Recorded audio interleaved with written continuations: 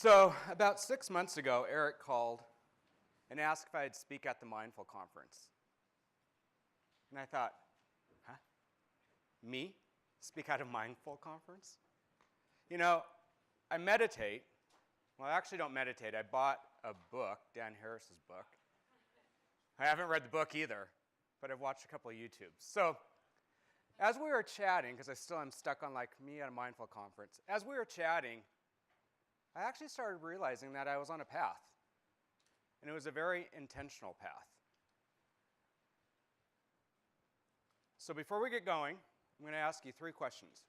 You don't need to raise your hand or say anything, but just in your head, think these through a little bit. When was the last time you canceled a one-on-one or moved it? Canceled a one-on-one or moved it?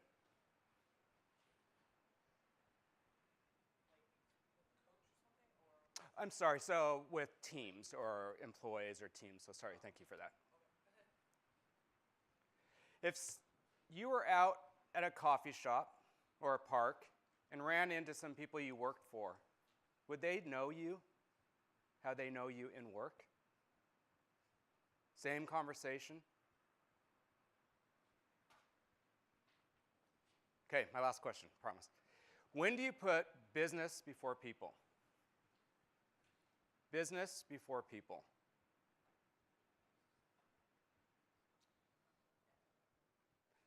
Never? No, better now. Better now. Okay, so why am I here? As you heard in the intro a little bit, I run global ad sales for Microsoft for about 10 years. And as you can imagine, running a global business and an ad business keeps you hopping along on a plane just a little bit. So at 7 a.m., I'm racing around the house, nervous that I'm going to miss my flight. My son Nico's yelling from the kitchen, "I want Cheerios versus oatmeal." My husband looks at me with those eyes saying, "Are you leaving again?" Then I walk in to the dining room, and there's my daughter Kate. She looks at me with these big, beautiful eyes, and they were filled with tears. And she goes over and she points to my suitcase, and she says, "When you leave, I get really sad. I get really sad when you leave." So I knew right then I needed to make a change. A change for Kate and Nico, and also a change for me. I needed balance. So fast forward, I walk in as the new global leader of innovation. I sit down with our corporate vice president, and we start talking about cultures of empowerment. How do you raise your people up? He was asking me, how do you have the highest employee satisfaction in Microsoft? The highest employee satisfaction. And you have the highest customer satisfaction. And out of your group, you've had 3 managers win Manager of the Year. And I struggled. I looked at him. I really didn't struggle, but you know what I did? I gave him the good old textbook answers. Harvard Business Journal kind of responses. 6 months later, when Eric called me, he asked me the same question. And I thought, oh crap, I can't tell the Mindful group my canned answers. So I hired a third-party firm, and I went out and I conducted 50 interviews. 50 interviews with people who had worked for me, with me, or around me. Because I couldn't answer it. And this is what came out. 3 areas of tension. And this is how I formed my management team now that I'm looking back on it. So 3 areas of tension. So the first area of tension is leading from the front versus leading from behind. Front, behind. The second one, living in the weeds or thinking about the vision. So the weeds or the vision. And the last one, back to my question, it was about the business over the people. These 3 areas of tension clearly popped out of the 50 interviews. These were the common themes that popped out of here. So I started thinking about this. I'm like, let me unpack this a little bit. So let's think about what leading from the front looks like. Leading from the front would be going into a leadership team meeting or exec review and presenting an idea. And then coming back to your team and saying, they loved it. Kudos. We did a great job. Or when one of your directs or someone you work for is presenting and they start challenging him or her, they often jump in and take over the conversation, thinking that they're helping them, versus sitting back and coaching and helping them through that tough situation, because that's where they grow. And then the last one is creates a really safe environment. And that might sound weird, because don't we want a safe environment? But you know what that does? It robs them of the gift of failure. They need failure. Okay, so let's flip it and say from behind. You let your managers go in and present the big idea. Often it might be your idea, but you give it to them and you let them go present it. By doing so, you empower them, and you actually give them that visibility. And it's much needed. This, again, popped from the research. This was really, really important for giving them that visibility and for having them be present and share their thoughts. And the last one, on the flip of the other, is it allows for risk. You treat struggle as a good word. Struggle is growth and opportunity. And again, this is what popped out of this research. They actually used the word struggle. Is there a middle ground? Do you think you can lead from the front and from behind? Huh? It depends on the situation. I think it depends on the situation and it depends on the culture. Because you know what? Through the research popped from the people who I report to, verbatim, Ken was overlooked for a promotion. Not once, but twice. I missed a promotion 2 times. And you know why? The culture said, he's way in behind. Way behind. And here I thought, I run a 250 group team. I meet all my KPIs, my scorecard's green. I thought, I'm good. I wasn't good. They wanted me to put a stake in the ground and say, this is mine. Very telling. Ouch to me for not getting the promotions, but it was so interesting to see that. And no one ever told me that. No one ever told me that until it came out of the research. They didn't tell me I didn't get a promotion because I wasn't leading from the front. And again, I work at Microsoft, so I work in a very competitive environment, but that's what happened. I've been pondering this thought a lot, and you can see, we'll have it up here. I've actually written a couple articles about it, and it's on my website, so I'll give you the link to it. But it's a really interesting thing to ponder, I think. All right, so now the beautiful dance between the weeds and the vision. I'm much more comfortable in the vision. I have no details. And that was a common theme through all 50 interviews. Ken hates the details. Hates the details. I have a manager here in New York, CP, the most detailed guy you know. I mean, I would get emails from him, and no kidding, my eyes would cross. I'm like, I don't know what to do with this. And you know what he said to me? And your vision's crap, because you don't know the details. You're painting this really big story and this great vision, but come over here and live in my world for a while. Really interesting. And so we talked about it. And during our one-on-ones, each week we talked about this. I had to help him take a big vision, like a roadmap, and connect it, and he helped me come back into reality. You have to surround yourself with people like this. I should say I have to surround myself with people like that, because I am not a detail guy, but those details matter. Because when you're painting that vision, those details connect them to the vision. They connect. It's really important.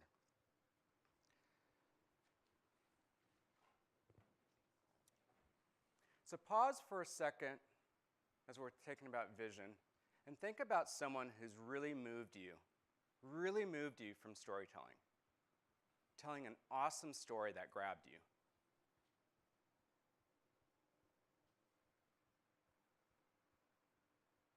You know, generations are based on storytelling. And this also came up in the research over and over and over again. He's a storyteller.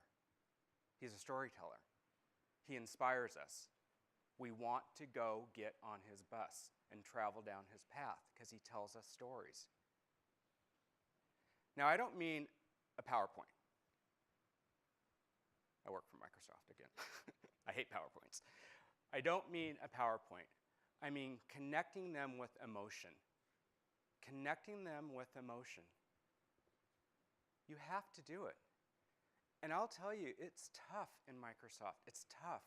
Every meeting you want to go in, and the first thing we do is we turn on our presentation, on our PowerPoint, and we go right to the business. Right to the business. What's red, what's green, what's yellow, what's going on with the business? We don't step back and tell stories to get people rallied around it.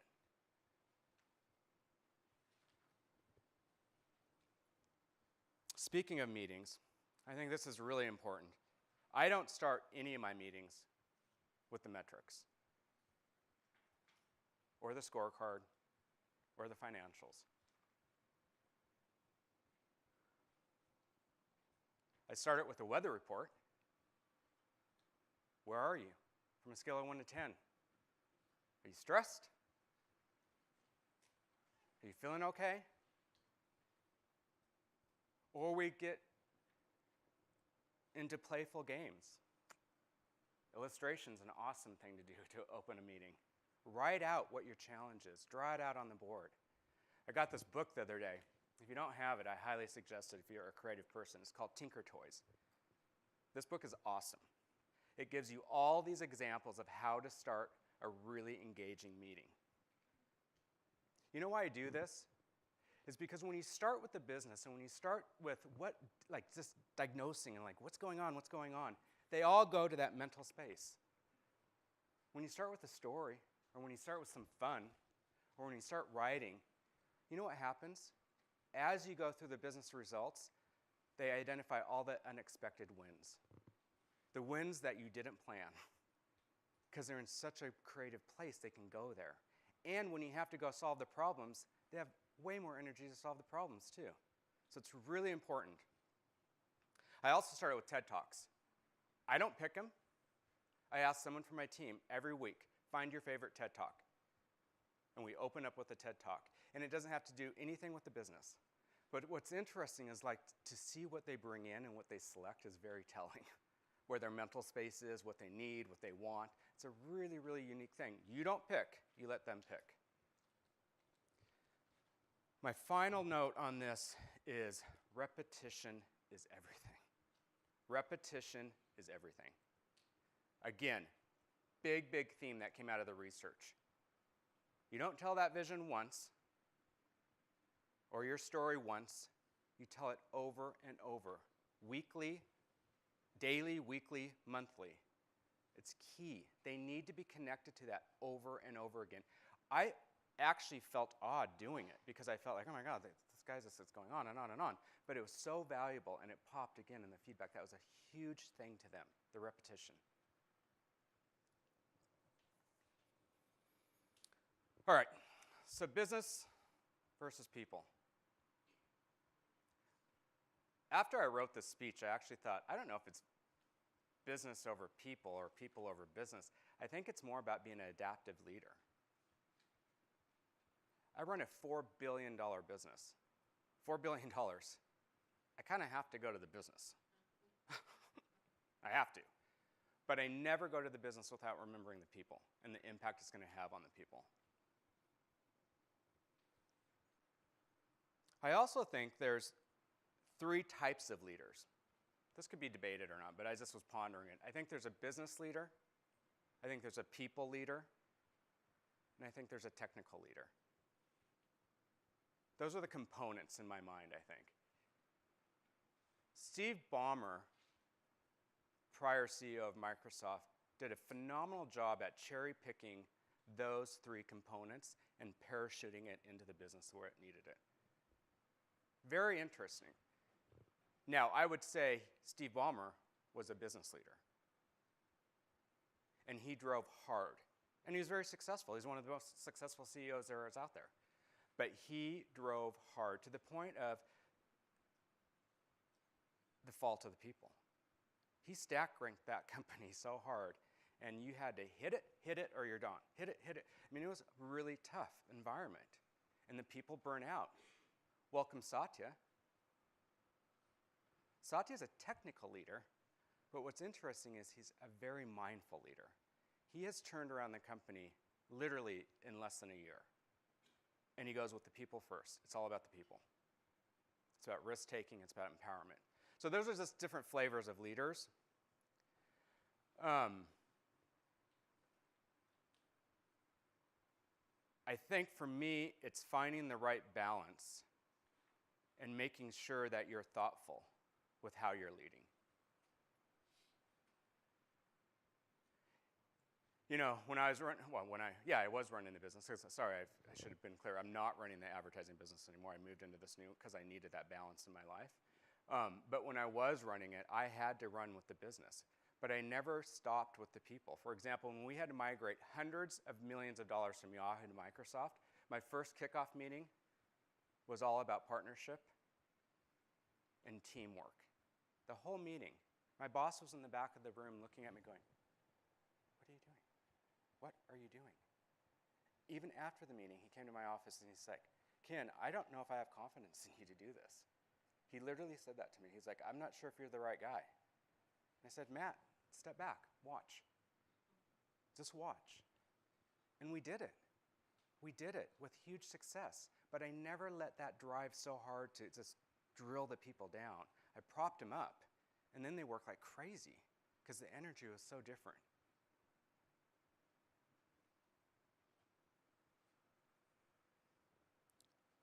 The other thing, before I come off this topic, is, you know, when you think about those leaders, and I don't know if you agree with me or not, but when you think about we're all unique, we all manage, we all lead, we all operate in a different way. I think the key here, and this is going to sound like, really, Ken? The key here is to surround yourself with the people you get the right energy from. Think about your recruiting. When you recruit, I think we all want to believe that we go after, you know, the skills that are needed, what the business needs, but we also often go after who we like. We like them because they're like me. Get uncomfortable. Get uncomfortable. Hire people who you might struggle with. Put some thought into this because it's not an easy thing, but I worked really hard on building a very diverse management team. And when I say hard, it was hard. Because guess what? It takes a long time. And to get that team gelled, it took me almost a year to get my management team aligned and gelled because they were all so unique and so diverse. But the power and the magic that happens once you get that going is really phenomenal. But you have to slow down. And you have to, like I said, CP, like I hired CP. The guy was so buried in the weeds, it scared the crap out of me. But he was huge for my career. I needed that. So really be thoughtful about who you put yourself around and what you need.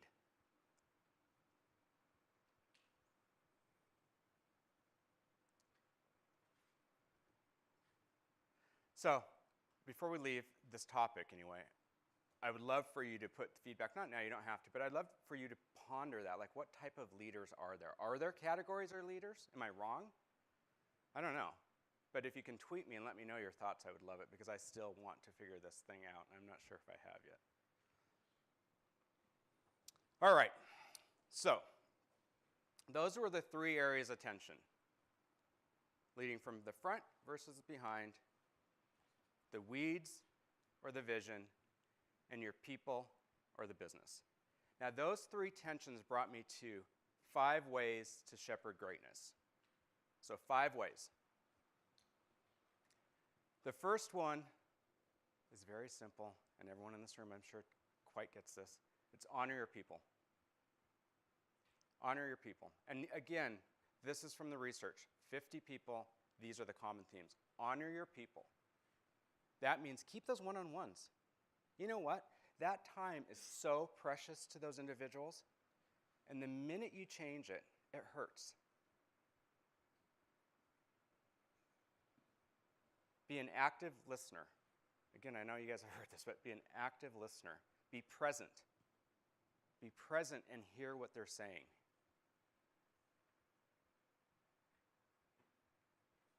And life can be fun and miserable. Work can be fun and miserable. You make it what it is. Create an environment for these individuals that they want to come to. We spend how much of our time at work? That's why we're here at this conference. Like, how do you create an environment that they want to come to? Okay, the second one is be real. Be real.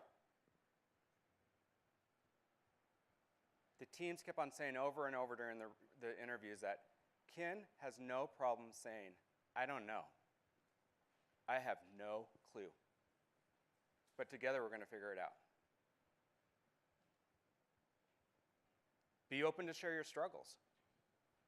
At Microsoft, we do annual reviews. And they're getting better, but they were pretty hectic before. But basically, you come in and tell your story. This is kind of what I've done, and these are the areas I struggled. This is where I dropped the ball.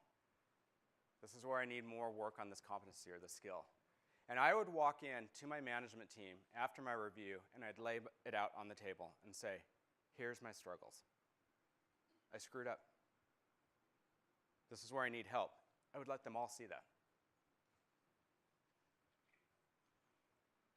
And then let them know you personally. We're human. Connect with them personally. You know, my mom passed away a year ago. I was very close to her. And it was a terrible illness. But I was very open with the team. And the broad team, I talked about it in my all hands. I shared my emotions. And I left for 3 months to take care of my mom. I moved her into my house so she could die in my house with me. Nothing skipped a beat at work. Nothing skipped a beat. I was scared. I was like, oh my gosh, I'm going to be gone for 3 months. What's going to happen? Nothing happened. They had my back. They completely had my back because they knew me on a human level. Again, this is hard. That question when I asked you earlier, like, are you the same person? You might be. I am. I try to be. But it works. Know the weeds, but live in the vision. Know the weeds, but live in the vision. Credibility is the foundation of leadership. So you have to be credible.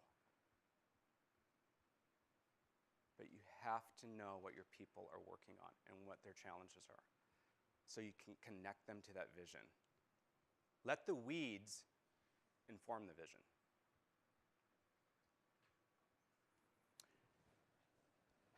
This is important. We're going to come back to it because I talked about it earlier, but tell your story well. Tell your story well. It forces clarity. The teams rally around the big picture. They rally around the story. Remember what I said? We're humans. We need stories. There's tons of research out there that shows the connection this has and the power it has. And if you're not a great storyteller, remember what I said earlier about finding someone who helps you, who complements what you need? Get someone else to tell the story. It doesn't have to be you, but know the power of the story. And don't rely, this is key, do not rely on top-down communication to be effective. sending emails out saying, here's what we're going to do. It's not. It's not effective at all. You know what I do? I call them nodes. I'm not sure what I should call them. But I know who my influential people are throughout the globe. In London, in Germany, in China, I know exactly who they are. And guess where I send my communications? To them.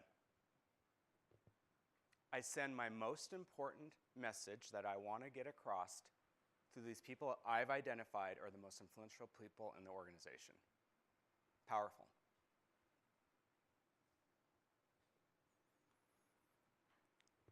The most important, be mindful of yourself. Make space for yourself. It was interesting. During the interviews, several people said, I love that Ken gives me permission to his calendar. That Ken gives me permission to his calendar. I'm like, what? Why is that so interesting? And you know why? Because they see a block on my calendar that says, gym. They see a block on my calendar that says, leave early and get the kids. They see a block on my calendar for 4 hours each Friday, and it's for me. Just to go do research, to go watch TED Talks, to go meet with people that I normally don't meet with. And you know who those people are I meet with? People I don't get along with. People I don't get along with. I'm not kidding you. Engineers, I'm a sales guy. I'm a sales guy. I have to go work with engineers. I go spend time with engineers. It's a struggle.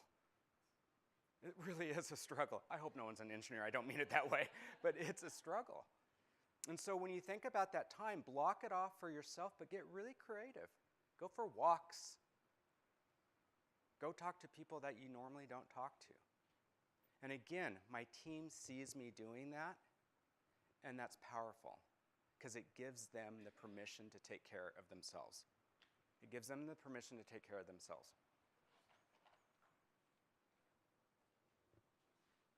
Compassion is really at the heart of leadership. I'm sure you guys would agree with that. So you have to let them see that. All right. So that was the spiel. I'm really honored to be here today. That was my path.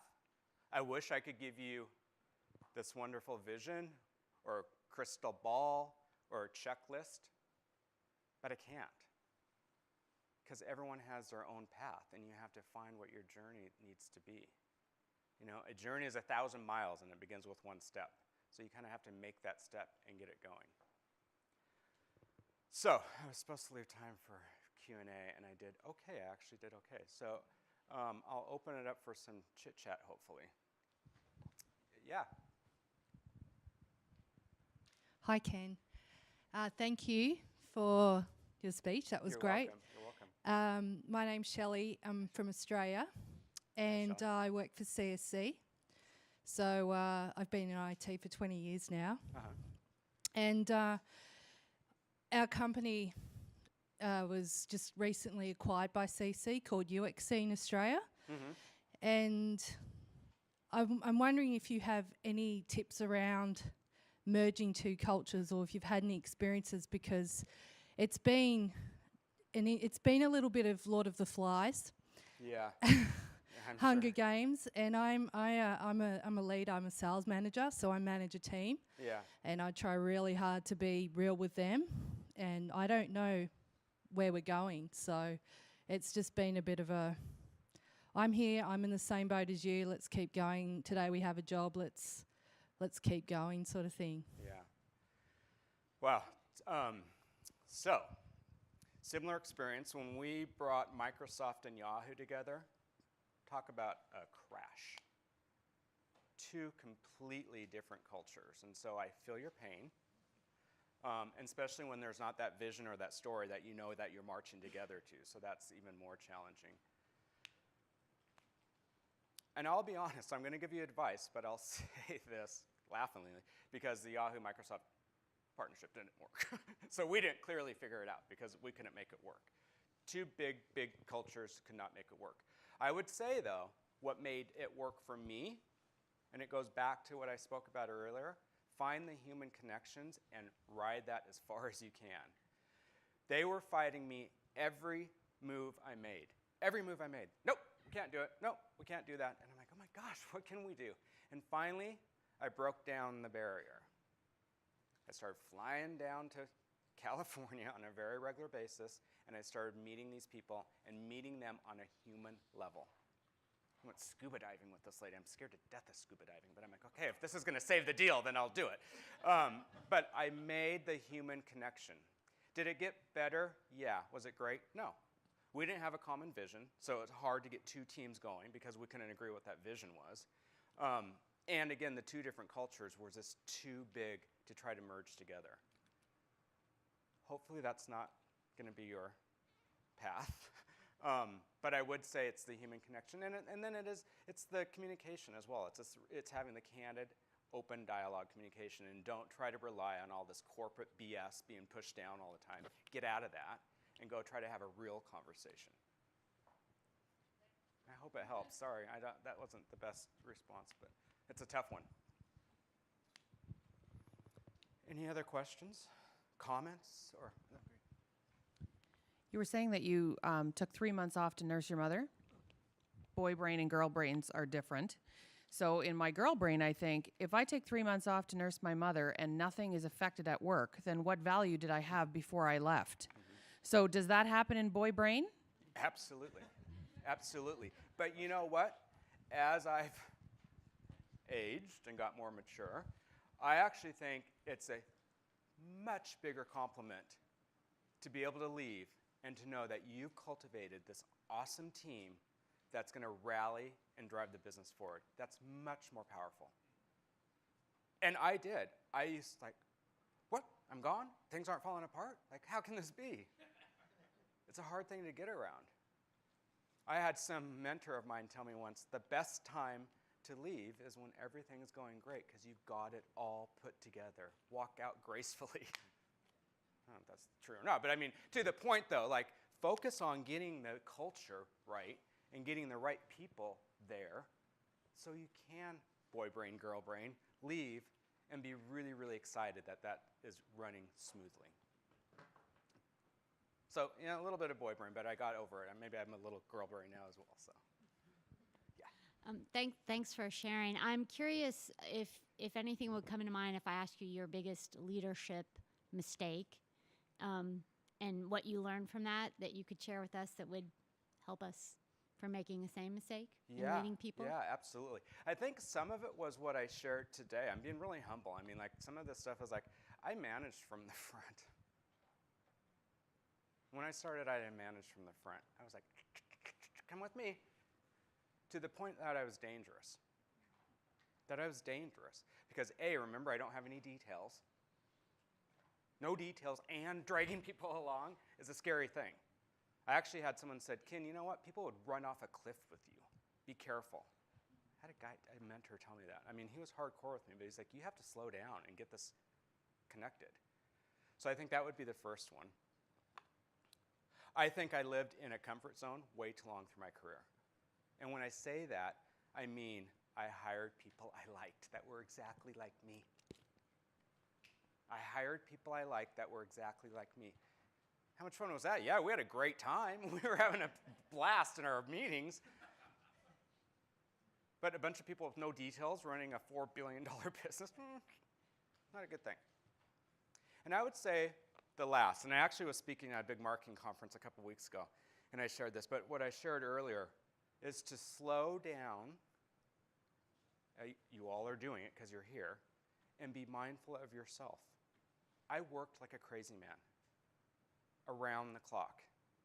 Wake up and my phone's right on my nightstand.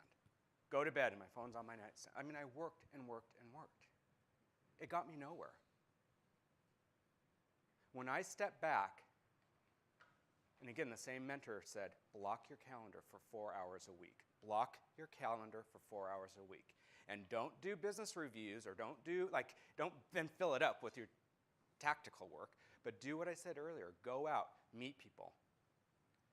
I'm out all the time. I just met with someone from Starbucks the other day. I'm meeting someone with Nike on innovation. Like, I'm pushing myself out. And that's probably the biggest advice I could give you, is to slow down and go find that mental place for you so you can have the challenging conversations more effectively, or you can think about the business more holistically, or you can tell a great story. Does that help?